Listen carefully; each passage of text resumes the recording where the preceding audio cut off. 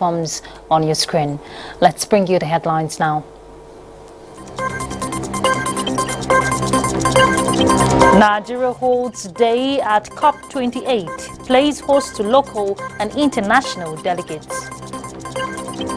Nigeria signs bilateral air services agreement with State of Kuwait. And flooding, landslides triggered by heavy rainfall in northern Tanzania claim over 65 lives.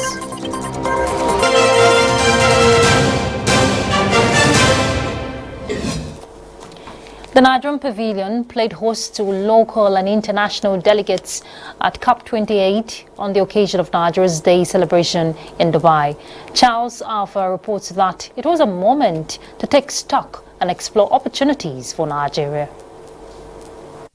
Nigeria's national stocktake, it is also called. Delegates in beautiful traditional wear and a colorful touch of green exchange pleasantries with lots of networking.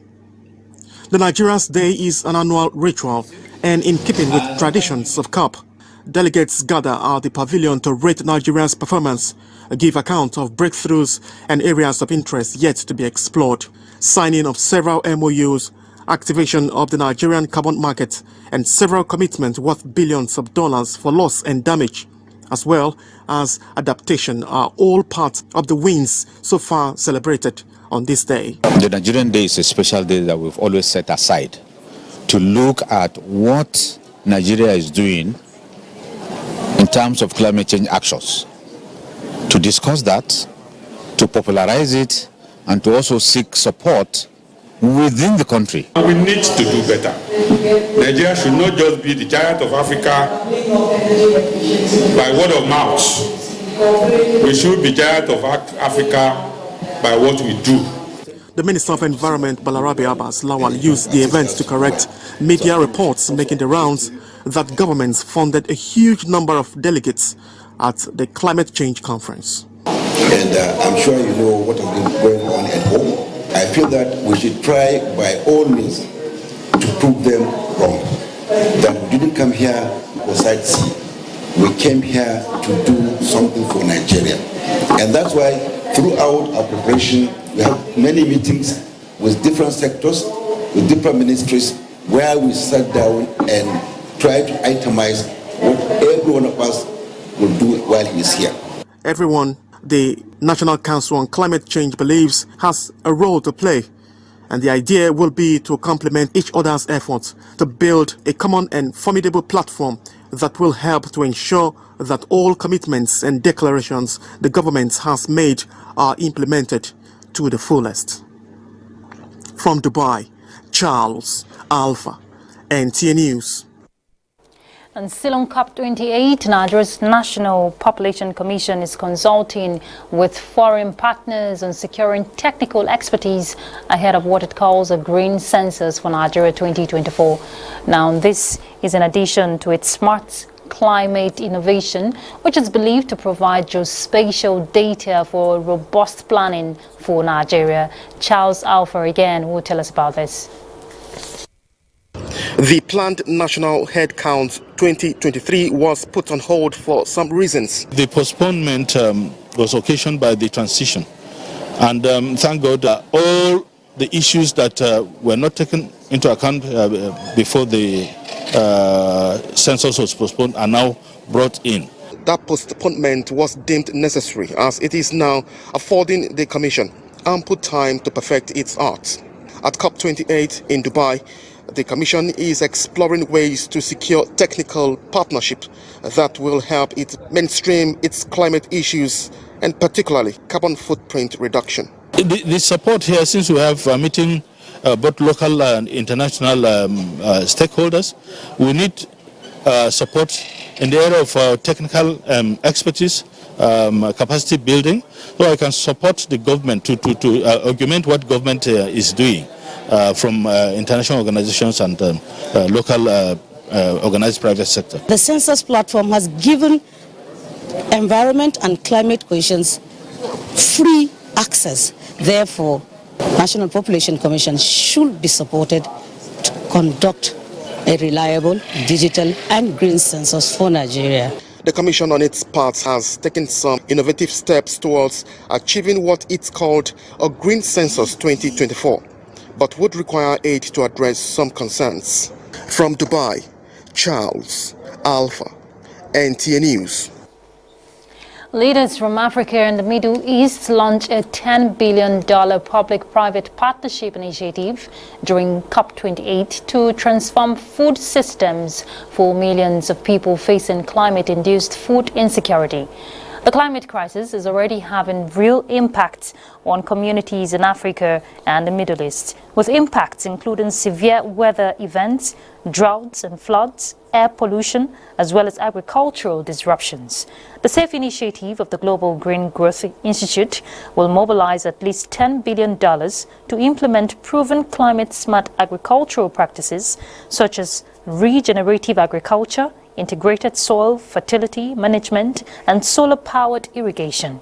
The SAFE initiative aims to mobilize strategic investments from public and private investors to address food security issues, improve livelihoods, and create green jobs. Ahead of the launch, Ban Ki-moon, president of the institute and former UN Secretary General, said by placing food security at the heart of COP28 discussions, sustainable development and resilience in Africa can foster. This requires collaboration among nations, organizations, and stakeholders to enact comprehensive strategies that will tackle these tangled issues holistically. The Africa and Middle East SAFE initiative between Africa and the Middle East is an example of collaboration to address the challenges of food security, climate change, and rural livelihood vulnerability. At least 65 people have been killed, so we heard, in a landslide and flooding triggered by heavy rainfall in northern Tanzania.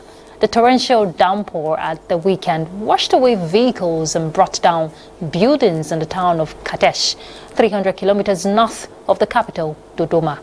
Francis Udojo reports.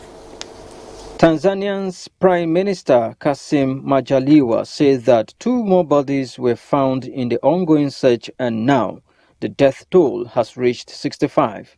Debris from houses, including furniture, scattered across streets with key roads, power lines, and communication networks disrupted. A government spokesman, Mopre Matinye, said 5,600 people have been displaced by the landslides. A victim of the disaster who had lost his wife and daughter in the disaster said around 5 in the morning of Sunday, he heard loud bangs outside the house. He tried to escape, but it was too late because mud, trees, and stones were rolling from the mountain. The disaster has prompted President Samia Suluhu Hassan to cut short her visit to Dubai for the COP28 climate talks, with her office saying she would visit the affected areas on Thursday. Tanzania and its East African neighbors, Kenya, Somalia, and Ethiopia, are battling flash floods caused by torrential rains linked to the El Nino weather pattern. The floods are aggravating the humanitarian crisis in the region just as it emerges from the worst drought in 4 decades that left millions hungry. Scientists say extreme weather events such as flooding, storms, droughts, and wildfires are being made longer, more intense, and more frequent by human-induced climate change. Francis Udojo, NTAi News. German troops have begun withdrawal from Mali as the United Nations continues to dismantle its peacekeeping mission in the country before the end of the year. Here is Francis Udojo again. Personnel at the Camp Castor base, which supports the activities of the UN Multidimensional Integrated Stabilization Mission in Mali, on Tuesday began dismantling and transporting their equipment back to Germany. The move is in accordance with the UN Security Council vote in June to end a decade-old peacekeeping mission to Mali, whose military junta urged the troops' removal as it aligns with Russia. The junta had earlier in the year aligned itself with Russia and brought in the Wagner Group. Mali's relations with the United Nations have deteriorated since A 2020 coup brought to power a military regime which also cut off defense operation with France, its former colonial power. There were about 12 MINUSMA bases in Mali, 9 of which the UN mission had dismantled at the end of November. The troops were deployed in Mali since 2013 to support the West African nation's security as it faces jihadi rebels linked to Al-Qaeda and the Islamic State group, as well as Togolese separatist revolt. Francis Sudojo, NTAi News. Nigeria signs air services agreement with the state of Kuwait for the commencement of direct flights of passengers and cargo between the two countries. Signing the agreement on behalf of Nigeria, the Minister of Aviation and Aerospace Development, Festus Keyamo, alongside Acting Director General of the Civil Aviation of the State of Kuwait, Ahmad Faleh Al-Jawi, noted that the signing of the agreement would enhance the desired economic ties and cooperation between the two countries, especially in commerce, tourism and education. Similarly, the minister also held bilateral talks with the President of Iran, Civil Aviation, in connection with the commencement of flight operations for passengers and cargo between Nigeria and the Islamic Republic of Iran. They both expressed confidence that Nigeria could be a hub for cargo operation for goods emanating from Tehran to Africa. The events took place at the ongoing international civil aviation negotiation in Riyadh, Saudi Arabia. The military is seeking ways of exploring the media as a tool for intelligence gathering and effective military operations. Defense correspondent Ismail Musa reports that the Chief of Army Staff, Lieutenant General Taurid Lakbaja, stated this at a workshop organized for public relations personnel, military commanding officers and defense correspondents. In the modern armed forces combat operation, psychological and cyber warfare are critical components of military operation campaign planning. This workshop is to deliberate on evolving media security issues and to enhance synergy between the military and the media. The media shapes not only the narratives, but influences and garners public support, which is vital to a successful military operation. The cyberspace has become the ultimate decider of who wins or loses a war. Therefore, the need to always collaborate with the media for a successful military operation becomes paramount for promoting the right narrative. I wish to state that the urgent need to eliminate and avoid media antipathy cannot be overemphasized, as its implications pose great threats on our national security. The workshop is for stakeholders to brainstorm and fashion ways to support the military and other security agencies for improved national security. In Abuja, Ismail Musa, NTAi News. The Deputy President of the Senate, Senator Barau Jibrin, has extended heartfelt condolences to the families of the victims of the recent bombing mishap in a village at Tudumburi, Igabi local government area of Kaduna State. Senator Barau, in a statement, described the incident as unfortunate and calls for a thorough investigation into the incident as directed by President Bola Ahmed Tinubu. While urging the security forces to thoroughly scrutinize the matter, he appealed to the relatives of the victims and good people of Kaduna State to remain calm and prayed Allah to grant the victims a higher place in heaven. The convener, Hope Alive Initiative for Africa, Oba Adeyeye Eniton Ogunwusi, the Ooni of Ife, wants inmates of the Medium Security Custodial Center, Kuje, to keep hope alive of a better future. This was during a visit to the Custodial Center in commemoration of the monarch's 8th anniversary on the throne of his fathers.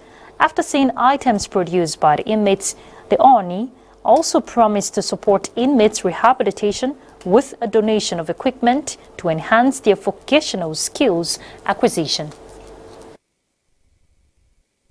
On behalf of Hope for Life Initiative, we will buy more equipment for your shoemaking factory, for your poultry farming, for your leather factory, for your soap factory. I'm seeing lives being transformed even while being here. I see people who have visions, and the vision is actually coming into reality even while being. I see a lot of people that have even learned through the works of their hands all over the world, and they are still here. Others secured the release of 5 inmates by paying their fines and implored them to be of good character and not regard their incarceration as the end of life. All right, let's take a breather. We'll be back. Stay tuned. Welcome back. The Minister of Information and National Orientation, Mohammed Idris, has constituted a committee to finalize Nigeria's values charter in line with efforts towards national drive for citizen reorientation. Nigeria's values charter embodies a social contract between the country and its citizens and will be incorporated into formal, informal and vocational educational policies.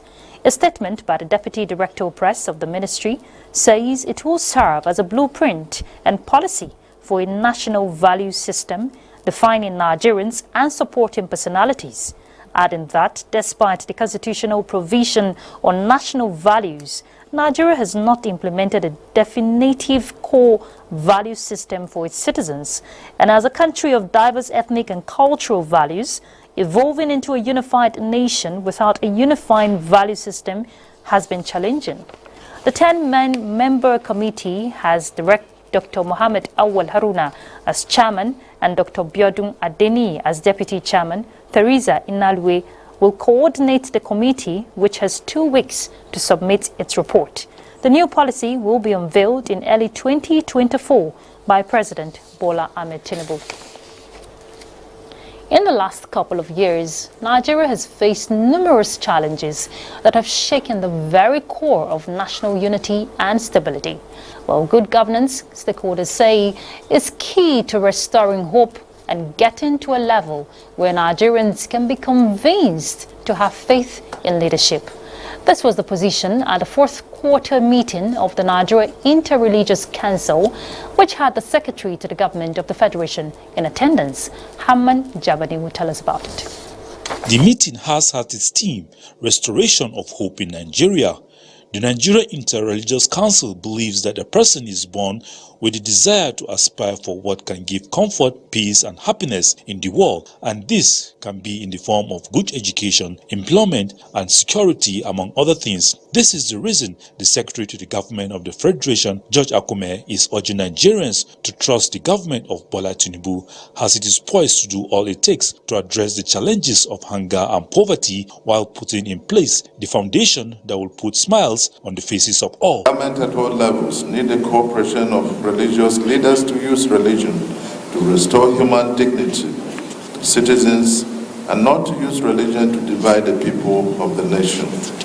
Religion is very sensitive and volatile.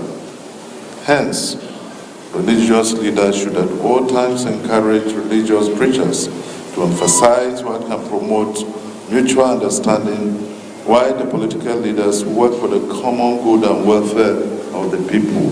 The 2 co-chairs of the highest body of peace building and conflict management in Nigeria say for change and restoration to take place, Nigeria must develop a culture where transparency and accountability are celebrated. They noted that it should be a system where public officers are held accountable for their actions and inactions during their tenure in office or after leaving office.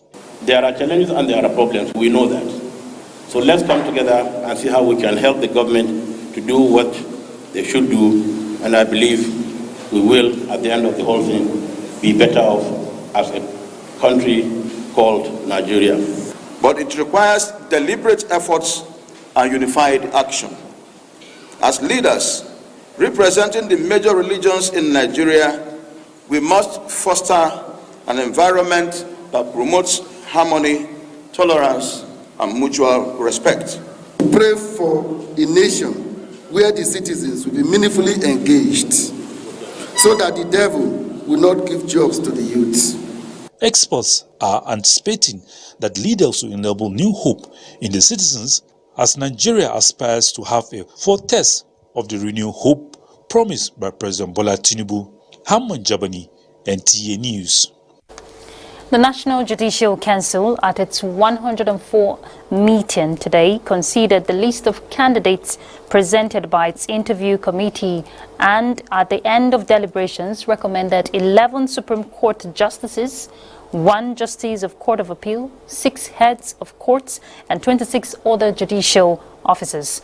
A statement by Soji Oye, Director of Information, says all recommended candidates to the Supreme Court bench would be sworn in after the approval of their recommendation by President Bola Ahmed Tinubu and the subsequent confirmation of their appointment by the Senate. The various heads of court recommended would also be sworn in upon the approval of the appointment by their various state governors and subsequent confirmation of same by their respective state houses of assembly. 25 political associations have so far applied to INEC to be registered as political parties ahead of the 2027 general elections. INEC National Commissioner for Information and Voter Education Committee, Sam Olumekun, disclosed this at the public presentation of the needs assessment of political parties in Nigeria. Timothy Yusuf reports. This gathering of election stakeholders and politicians is organized by the Kukat Center and the European Union. Presentation of needs assessment for political parties in Nigeria is the primary concern here. The report has drawn not just from academic analysis, but it has a range of reviews, of interviews with ordinary people on the streets about what they think of politics and political parties. The report has recommended the constant review of the Electoral Act, because this must be a work in progress. The chairman of INEC, represented by the National Commissioner, and chairman of Information and Voter Education Committee of INEC, Mr. Sam Olumekun, believes that despite harsh criticism that INEC has passed through, especially in the last couple of months, leaders have emerged from the political parties into various political offices.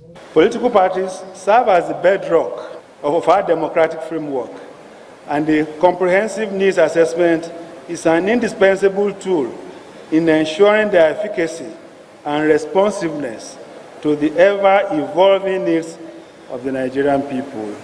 Democracy must survive in this country, and for it to survive, all actors must be given that enabling environment. President of the Senate, Godswill Akpabio, represented by the senator representing Anambra Central Senatorial District, Victor Ume, says since the return to democracy in 1999, Nigeria's political landscape had witnessed significant transformation, which can be attributed to the relentless efforts of various stakeholders and institutions, including Nigerians and political parties. Timothy Yusuf, NTAi News. The I Dreams World has launched Pat a Girl campaign as a way to lend support to federal government's efforts at preventing cervical cancer. Uche Ugochukwu reports that lectures at the event in Abuja focused on empowering women's health. Secondary school girls drawn from various schools in the Federal Capital Territory alongside older women are being educated on the dangers of cervical cancer and the need for girls aged 9 to 14 to get vaccinated against the human papilloma virus, HPV. The lecture has involved just highlighting to both the young and old the reasons why you get this virus and what you can do to prevent it and the systems in place to support. Know your body, be relating to your parents, don't keep secrets that would end up being a bigger problem in the future. To the services of God and the young girls. This initiative, Pad a Girl campaign, aims at providing sanitary pads and menstrual hygiene education to underprivileged girls at the grassroots, as lack of awareness of menstrual hygiene has resulted in several issues for women. We want to encourage the production of reusable pad by even the individuals themselves, because it will go a long way to prevent a lot of diseases, and then it will protect our environment too. iDreams World is a platform where we look at empowering young people, retelling their stories, helping them to believe in their dreams, to pursue that which will make them achieve tomorrow. The desire is for everyone to raise voices, save lives, and empower women's health against cervical cancer. Uche Ugochukwu, NTAi News. The UN in Nigeria, in collaboration with the National Human Rights Commission and the embassies of Brazil and Belgium, have staged a Human Rights Film Festival in Abuja to mark the 75th anniversary of the Universal Declaration of Human Rights. Francis Udojo reports. We are all born equal. This was the resounding statement of the film festival titled The Ethics of Silence, which aligned with the objective of the year-long campaign of Universal Declaration of Human Rights at 75. So the idea is to bring a little bit of awareness about the evolution of the fight for human rights across the world, not only in Brazil, not only in Nigeria, but everywhere. And we are trying to get across that it is today as relevant as it was 75 years ago. What this story tells us is that we should try and live in a just world where we should do what we preach. Human rights, a priority issue for Belgium at home and also a cornerstone of our foreign policy abroad.